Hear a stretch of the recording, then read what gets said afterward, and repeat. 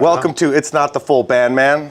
I'm Rodello the Kid, your host, and we are here at Calaveras Fine Fusion, downtown Appleton, College Avenue.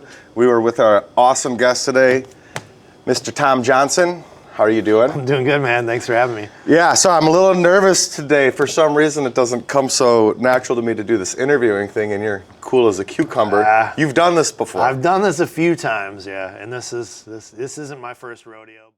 I had to do this in front of like 50 people, all the media outlets, the mayor, and everyone to announce the NFL Draft Fest. Yeah. And I had to announce the, that it was happening, and then announce the lineup. And I was super nervous for that. I was nervous. And cool. I was like, could you tell? And people were like, no. And I was like, yeah, I was freaking out, man. I was like, every radio, newspaper, television station was there to capture that with the mayor and like Brian Johnson and like all these, people from the city, the parks department. And like, it was like, yeah, I didn't think like it was going to be this full of a room. It was packed. Yeah. And oh my God. Like, oh man. Well, that makes me feel better, kind of. Yeah. You know? Special podcast for us this month because it's No Band July, and this is the first time we've interviewed someone who's not a musician in part of the scene. Do you even play instruments? Actually, no. I don't have any musical talent. Like when I was growing up, I never had any instruments or anything. I was a sports kid, honestly, and I got into music later, like in high school and college. And what really got me into booking shows was I went to film school in Milwaukee. And as part of some of my projects, and people that I met there were in bands, and they wanted me to film, their sets or their shows. And then I was working on a documentary for one of my classes, and what it kind of started out as was like the music scene of Milwaukee and interviewing bands about that. So, I interviewed Fall Out Boy, and this was like when they were on the up. They were on the come up. They were like so cool. They were like Fall Out Boy has members out of Milwaukee. Yeah. Andy, the drummer. Yeah. And so it was like, I have this chance. They said yes to my interview. We're talking about, the rave and some of these other places, that like Turner Hall, I think had just opened up, but just all the little venues like Mad Planet and stuff. Yeah. And like the scene in Milwaukee, and the rest of the guys are from Chicago, right? So they came up and they knew that scene pretty well. And then it gravitated from like just talking about the Milwaukee scene in general to like, well, let's talk about the state of punk rock and talk about what it's about, what it means to be into this kind of music and what it means to like fans and bands. And like I was going around interviewing people at these shows, and like my buddy Henry, who I'm still friends with today, I went to like the local Hot Topic to talk to those kids, and it's like they're all into that stuff, and the playlists there were always like really heavy into like up and coming like punk and hardcore and all that stuff. And it's like, what are you listening to right now? What's cool? Why do you like going to shows? And I got clearance to interview My Chemical Romance and Rise Against when they were like just starting to blow up. Tim from Rise Against. I remember those. That makes me feel a little dated, right? Remembering before. But I mean, people still love those bands, right? They've stood the test of time, and they were so like cool and generous with their time. And like Tim from Rise Against was like, "Do you want to film our set?" And it was when they were on tour with Bad Religion, so I got to meet all the guys from Bad Religion, and actually they were going to give me an interview. I didn't take it because right before they talked to me, there was some like right-wing Christian mag, and they were harassing the crap out of Bad Religion. Yeah. And they were getting like, you could tell they were trying to be nice about these questions and stuff, but they were getting upset, and they were trying to just end it. But in a polite way, like they were super polite. And then I'm like, oh my God, I can't believe they're asking these guys these questions, right? Because they were definitely Christians, and it's like, Bad Religion is that is not anything Bad Religion's about, right? And they were like, hey man, are you next on the interview list? And I'm like, I'm not on the list. And they're like, do you want an interview? And I'm like, You're just I think you "Ah." guys, I think you guys, you've been You through guys have enough. had You know, it. it's cool, man. I'm gonna film. If I could film some of your set, that would be cool. I'm filming Rise Against that. They were super awesome, but I could have got one, and part of me wishes I had, but also I was like, I've been. this dude is done with interviews right now. He Dude, doesn't, I my own story is I had the chance to meet Chino from Deftones, and I've been on the stage while they played at the rave. I've been back in the pool room, all that good stuff. I had the chance to meet Chino after his set, and I go up behind, and he gets off the tour bus, and he's just flooded with people, and he's just covered in sweat, and he's just and my friend, she knew him, so I had the opportunity to go up there, and I'm like, he looks like he wants to just go to bed and get out of here, so Yeah. it's not the time. No, they're just people, right? Yeah, they're just people. And it's just like anybody else would be after exerting themselves physically for an hour and a half or whatever. They're, and they've been on the road for a month, and this is the second to last tour day. You know what I mean? They're just people, and you just got done with work. You get home from work, you want to decompress. Right. And if you are just a normal person, so when I got to interview My Chemical Romance, you could tell they were kind of okay, we don't know what this is about. We don't know who this guy is. Mm-hmm. But when I started asking my questions, they were like, oh shit, this guy's here for a good reason, and he's thought about this, and he's prepared. And I ended up talking to those guys for over 30 minutes. And they Frank was into it from the start, and then after maybe 5 minutes of me asking them questions, then Gerard was all in. He was all about it. Once he was comfortable and saw that he was this guy's he's just into our music and into this scene, and he's got questions, and this is cool.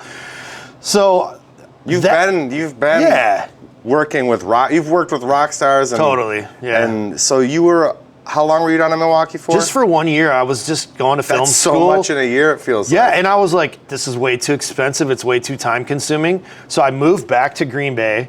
And then when I was here, shows just weren't happening. But I had done all these cool things. What year was bands. that when you came back? 2005, 2006. So when I say 20 years, we're right on it. Of me booking my first show.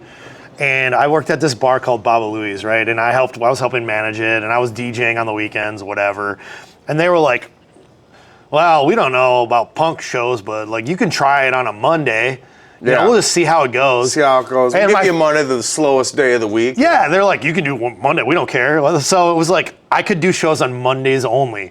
And my first ever show, I did some crazy stuff there too. And then they were like, okay, you can do some weekends. You could do, you know what I mean? And then it was okay, now I'm too big for this spot. Now I got to find other spots. But my first show ever was this band from Minneapolis called Small Towns Burn a Little Slower. And they're, I still am friends and know these guys to this day. And it was hey, do you want to come down and play the show? And I was like, it's my first show. They're only letting me do it on a Monday. Mm-hmm. They helped me find support bands. They brought bands from Minneapolis. That night, 18 people stayed at my house. My floor was littered with bodies of people sleeping. Yeah. And we partied till 3 a.m. And we had, I think, I don't know, it was pushing 150 people on a Monday for the first show. That's cool. And then we just kept it up. And then we started doing some Saturdays. And I booked Murder by Death there in this place that had no business having Murder by Death. We didn't even have a real stage. Yeah. You know what I mean? We had a drum riser. I've still caught on 150 people in a room. I'm sorry. Yeah. It's been so long since I've seen original rock shows or just all that really packing rooms. It feels like the scene has changed and morphed the last 20 years. Obviously, it's going to happen. I mean, tickets were $7, $8, $10.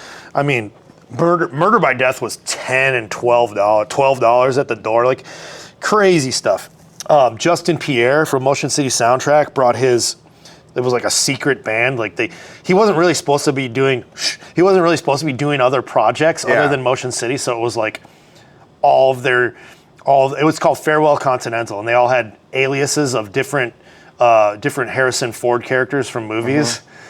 And it was we couldn't really tell people he was coming. It was word of mouth only. Yeah. And it was you couldn't put another body in there. It was 350 people. It was just some of the craziest, maybe the craziest show I've ever. I mean, I've done a lot of shows, but it comes from a place of I love music, and that's why I'm doing this. It's not like I'm trying to make a buck. I'm not trying to, you know what I mean? It's just like I try to get bands that I want to see and that I like, or that if somebody brings it to me, I listen to it and I go, that could be pretty cool. And that's how I've gotten into so many different genres. But hospitality is key, you know, making sure they're taken care of, they're fed, you know, they're well treated. Yeah, hospitality is huge. How you treat a band is gonna be the quality of band you get too. You keep treating bands bad, you're gonna start getting bands that don't care how they're treated. How many venues are like, here's a frozen pizza and a case of Pabst, and it's like, yeah, you know, you can cut corners or you can save dollars, but that doesn't benefit you really. I mean, you know, you get out of it what you put in, and I'm always willing to like. I'm not like, I don't know. I wouldn't say that I'm like a strict negotiator either. It's like if I feel like somebody's asking me for a dollar amount and I can calculate it into my brain and say, yeah, I feel like I could do that. That's a reasonable, you know. I'm not trying to like negotiate down. I'm very upfront of like, okay, what is it going to take to make this work? And here's where I'm coming from, and where are you coming from, and how do we meet in the middle? Or like, you know, if it's a band I like, and like sometimes I know I'm overpaying to get a band to come to Green Bay, but it's a band I like, and I want them to come back, and then we're gonna build it, you know. So as long as I'm winning more than I'm losing, that's what it's all about. You know, like you're gonna lose on shows, so you're not gonna win every one. No, I mean, but as long as you learn from the failures, you know, and you get something from that, you can. If you have the extended vision, right? Like, okay, I lost $500 on this show, but everybody loved it. Everybody loved it. They're going to come it's back. Gonna resonate. And next time, I'm going to make that $500 back. Residual business, word of mouth. Yeah. So you know, you've been back now, and you're starting a venue. Yeah, we're opening a venue. I've never had my own venue. Lyric Room was as close as I had. You know, and the owner, Will Liebergen, was awesome to work with. So like, the Lyric Room was a staple on Broadway. Staple. I mean, it was open for 10 years. He knew he was very good at running a business, and he also listened to my advice. So we worked really well together. I booked, 10 years there, and we did like stuff that also should never have been there. I mean, Jason Isbell played there with Amanda Shires when they were married. Yeah. And like, that was just like a last minute. He hopped on the last 4 dates, like just right after he won the Grammy. It's like, geez, this is crazy. He's playing this room. Face to Face did like a small venues tour where they were only playing 400 cap or less. So we got them to play. Green Bay and Appleton. 200 cap. It's like, there's been a lot of bands that played up here that you wouldn't expect to play up here once upon a time. Green Day played up here in a barn. Yeah. I mean, I think it's just a lot of bands before they got big. And just thinking about you saying having interviews with I'm John Drum with Rise Against. Right? Yeah.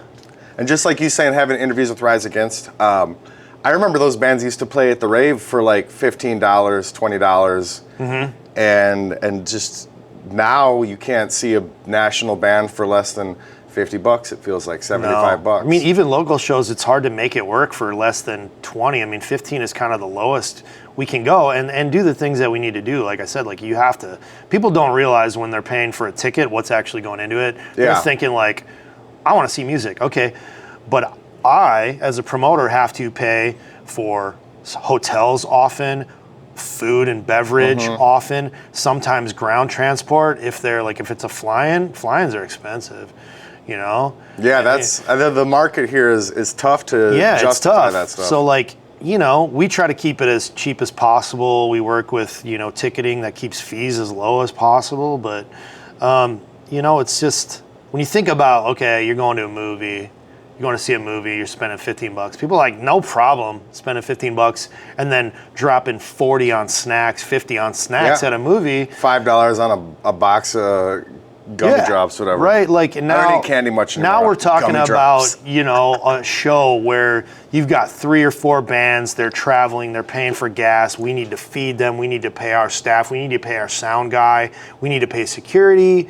These are all hidden costs that the average consumer doesn't think about. And that's why when you look at a ticket and it's $20, like, oh man, it's $20, but it's like you get to see 4 bands And we get to feed them and take care of them the right way, and they want to come back. And you know, they're gonna, you know, because they're having a good time, give you more out of it. You're gonna get a better experience. They're gonna talk to you. They're gonna sign stuff. Like every time Reverend Horton Heat comes through, because he likes coming here and we treat him right.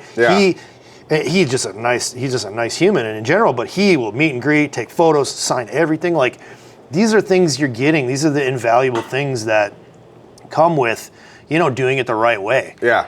And $20 realistically this day and age isn't a lot. No, you know, it's a great way to get a night's worth of entertainment for cheaper than a lot of other things. So, but we try to keep it as cheap as we can and fees as low as possible. Like, we never take a cut of merch from the bands. We will never do that.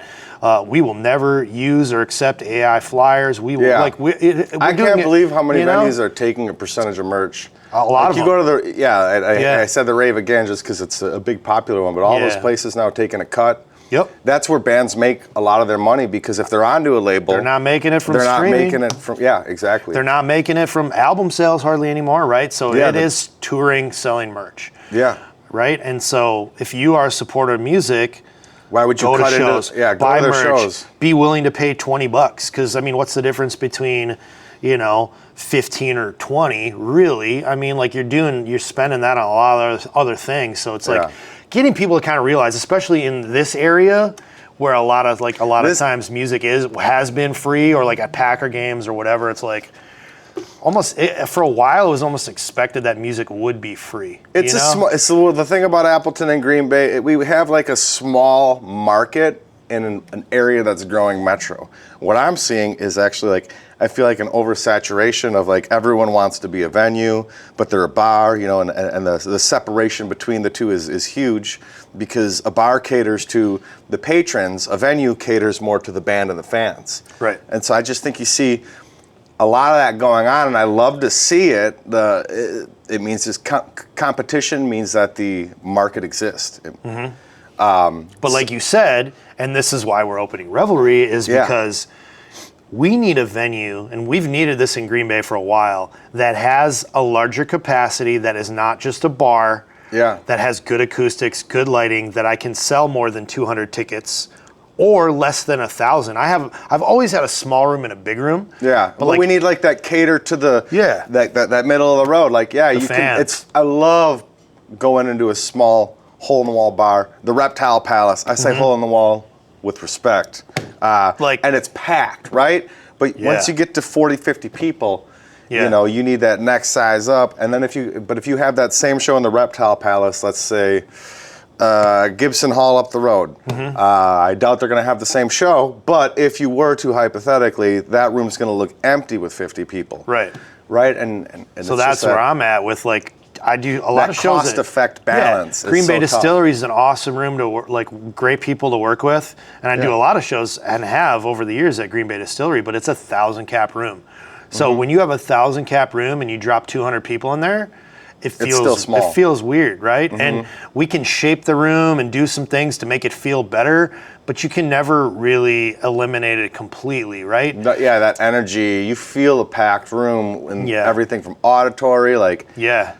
Everyone's it's loud, it's roaring. So Revelry, do you have an opening date?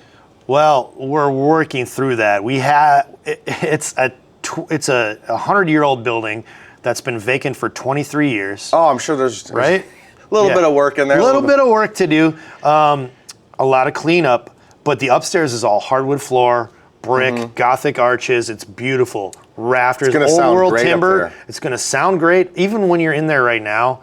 And you're just talking. The wood floor is so huge. You can tell just by talking up there that the acoustics are going to be amazing. But it's also a beautiful space. We'll be able to do small weddings there. We'll be able to do fundraisers, all kinds of events up there, not just shows.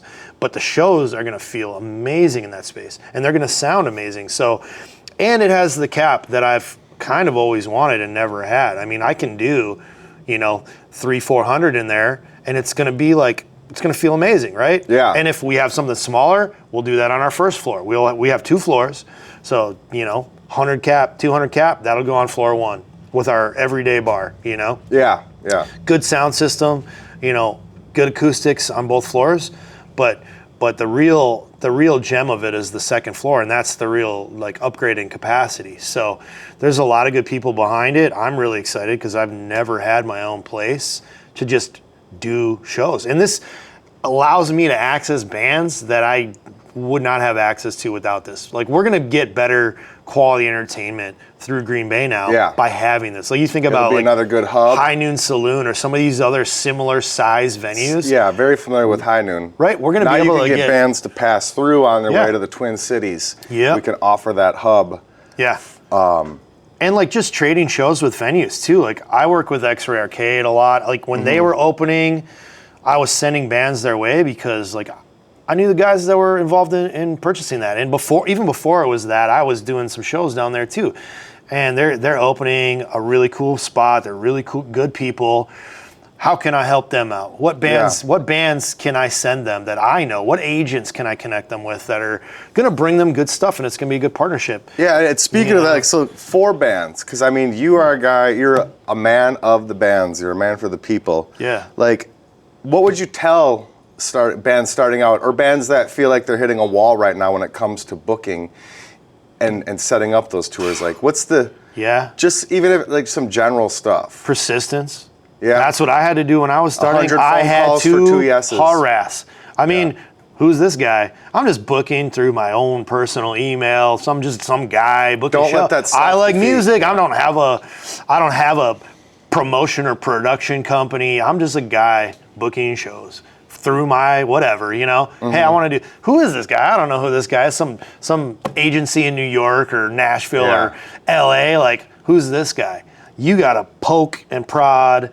And you're going to be told, follow up, and they don't email you back, and then you hop on the phone, and you're going to be I'll have them call you back, right? More than you're going to be told no. Their assistant's like, I'll have them call you back, and then they don't for 5 days, and then you call back, and you go, hey, I never got that phone call back. Yeah. That's people don't understand. You're more likely to be ghosted than told no because they're just too busy. That's why you got to keep poking. Right. They're not telling you no. They're just like, hey, we're too busy, and other people are poking us more. Mm-hmm. Well, here's what, bands can do, though, is be prepared, right? Like, when you're sending stuff out, search for venues that you might want to play. Find out who's booking that venue, who's talent buying, right? Make sure you've got promotional stuff. You've got a logo. Pictures from your shows. A good live band video. Photo, right? Stuff from shows. Or if you have an actual official video that you've put time and money and effort into, attach all that stuff. Tell them what other bigger bands you played with, or what other big clubs, right? I shoot dates over. Like, immediately, here's the 5-10 dates I'm looking for 3 months out. Yep. And I do try to do it 3 to 6 months out. You know, the good venues that are having the High Noon Saloon, they're probably 6 months out. You know, I mean, I'm already talking about 2027 with a lot of people right now. Yeah, and when you get to that level, I mean, the professional bands, the national touring bands are doing that because you have to plan where you're going to sleep, where you're going to eat. You know, where can you get gas out in the middle of Wyoming? You know, distance from here to here. Is it too far? Is it they have to plan their routes, and then it's like, okay, well that spot doesn't work because it's a 13-hour drive. So what's around here that's like 9 or 8 or you know what I mean? And then connecting to there. There's a lot that goes into it, right? And for the band starting out, just do a 1 week thing. Try to book 5 out of 7 days. Just try to make a little run and just keep building that up. Yep. Absolutely. Isn't it? It's wild to me how much the scene has changed. Like, when you want to book a show 20 years ago, MySpace, Facebook was just coming out. Yep. It was emails, emails and phone calls, and now it's, you don't have to go live in a city. You can do all that work from the hub, the city of the internet. Yep. It's made it a lot easier because it was like it's caused an oversaturation though too, and there's just so much to go through, which is why it's important to poke at those venues. Because they are going through a mess of emails and pokes. I get 100 emails a day. And who do you think they're going to book? The guy or gal that's like, oh, hey, will you book my band? We don't have any videos or pictures. No. Or the person that's like, quick, check us out. If I don't know who you are and I can't easily look and click, my time is valuable. I have a lot of emails. I'm booking, at any moment, I'm probably working on 10 to 20 shows, right? I'm planning months out in advance. So if you send me an email going, hey, I'm working on 3 shows in my head right now as we're talking. I want to do a show. I'm like, we want to play. if I can't click on a video or like a link that's like, if you don't have music on Spotify or something or YouTube where I can go and listen, like if we have the ability to Google out. anything like this, we just need to be as available to the people we're trying to promote. So Tom, you got the Revelry, you're working on your acts, why is the Revelry going to be the place to stop? Like, what are we going to offer then to those bands? That's why I hate scripts. That was a pretty good question, though. I feel like you're getting to the point. Like, what's going to be different about Revelry and why our band's going to want to come there? Because it's focused on music. Finally, in Green Bay, like we've had, like you said earlier, you got bars that'll do music. This is going to be a 400 cap upstairs, 200 cap downstairs venue and bar that is dedicated to live music. We can do other things there, and we will. Yeah. But this is opening. That's the focus. This is opening to be that mid-sized music venue that Green Bay does not have. Yeah. And I've been doing this so long, and I'm connected with so many bands and so many agents at this point. I know what they like. I know what they need. I'm friends with so many of these bands now, just because when you're like real and personal, like that bond stays. And when you have bands that come back, now we're friends, man. Like I always used to let them stay at my house because I knew they needed a place to stay. You know what I mean? Like, all that cost. I can't do it anymore. I got a 3-year-old, but I mean, like, that's what goes the distance. It makes a difference. You can stay at my house. You don't need to spend $150 on a hotel tonight. Like I would give. And it's not always convenient for me, but it saves them. Then they get an extra $150 in their pocket. And I've got food in the fridge. I got beverages. I've got, comfortable place to stay. They love my Basset Hounds, dude. Everybody who gets to see the Basset Hounds is like, yeah, this is the place. Yeah. Thank you for letting us stay here. So we're going to incorporate all that into the venue and then do everything the right way. Low ticket fees. We're working with Hometown Tickets, which is from Fox Valley. And their ticket fees are minimal. I mean, on like a $30 ticket, you're talking $2.50 maybe. It's not, you're not tacking on another 10, 15, 20 bucks in fees. It's low ticketing, fair ticket pricing, good experience for the fans, right? I'm a fan. I know what I like when I go to a different venue. Yeah. People give me feedback. I eat that up. Like, now we're going to just focus around that. Well, how can we improve your experience here? What can we do? How can we make it ADA accessible, and make you comfortable when you have, maybe additional needs at other places? Like you're at a bar, they don't have a ramp, they don't have an elevator, they don't have, a friend I've had to pull up right. a couple of steps. It was a little hard to. And some venues act like it's a hassle, and it's like it isn't. Pulling an extra chair for somebody. I do it at Distillery all the time. It's like, can I get a chair? Yeah, you can get a chair. I'll go grab it myself, pull it in here. It's easy. So we're going to incorporate those things, right? Yeah. Good acoustics, comfortability, affordability, but working with local partners, like catering, food, all that stuff. It's going to be right downtown. All our. Where's the Revelry located again? It's downtown Green Bay, the heart of Green Bay. It's on 227 East Walnut. Okay. And it's like right across from the courthouse. You couldn't pick a better location. I know where the courthouse is. I've been there a few probably, times. Probably, huh? No, everybody knows where it is. It's a beautiful building, the copper dome and everything. But I'm looking forward to it. And so any bands out there looking to book, Tom Johnson, poke, email, call, Yeah, and our booking email is booking@therevgb.com. And What do you got booked? Oh man, can you leak any secrets yet? Yes, we have. So right now there's 18 different shows on sale, and some of them are getting moved to like partner venues because we had to delay a little bit. But nothing's ever getting canceled. We're working with good partners. Our grand opening weekend is the end of September. So Friday night we've got Super Suckers with the Rumors and Mikey Classic. Saturday is an insane day of music. We smashed two things together.